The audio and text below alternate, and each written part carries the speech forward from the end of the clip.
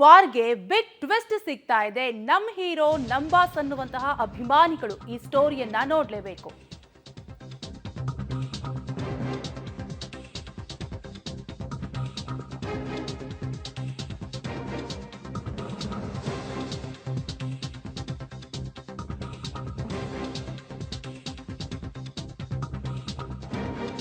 ಇತ್ತೀಚೆಗೆ fans war ಅನ್ನುವಂಥದ್ದು ಅತಿ ಹೆಚ್ಚಾಗ್ತಾ ಇದೆ. ಈಗ ಫ್ಯಾನ್ಸ್ ವಾರ್ಗೆ ಬಿಗ್ ಟ್ವಿಸ್ಟ್ ಸಿಕ್ಕಿದ್ದು ನಮ್ಮ ಹೀರೋ ನಮ್ ಬಾಸ್ ಅನ್ನೋರು ಈ ಸ್ಟೋರಿಯನ್ನ ನೋಡ್ಲೇಬೇಕು.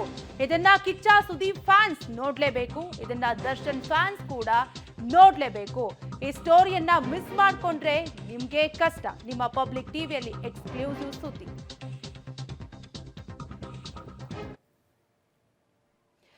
ಹೀರೋಗಳಿಗೆ ಬರೀ ಜೈ ಜೈ ಅನ್ನುವಂತಹ ಅಭಿಮಾನಿಗಳು ಈ ಸ್ಟೋರಿಯನ್ನ ನೋಡ್ಲೇಬೇಕು.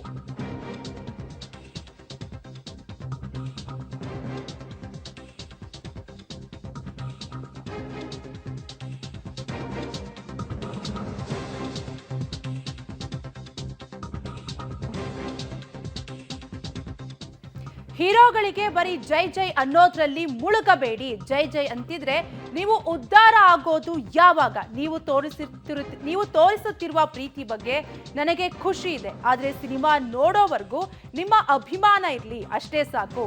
ನನ್ನ ಅಭಿಮಾನಿಗಳಿಗೂ ಇದೇ ಮಾತನ್ನ ಹೇಳಿವೆ. ಅತಿರೇಕದ ಅಭಿಮಾನ ಬೇಡ, ನಿಮ್ಮ ಜೀವನದ ಕಡೆ ಗಮನ ಇರ್ಲಿ. ನೀವು ಚೆನ್ನಾಗಿದ್ರೆ ನನಗೆ ಡಬಲ್ ಖುಷಿ ಆಗುತ್ತೆ.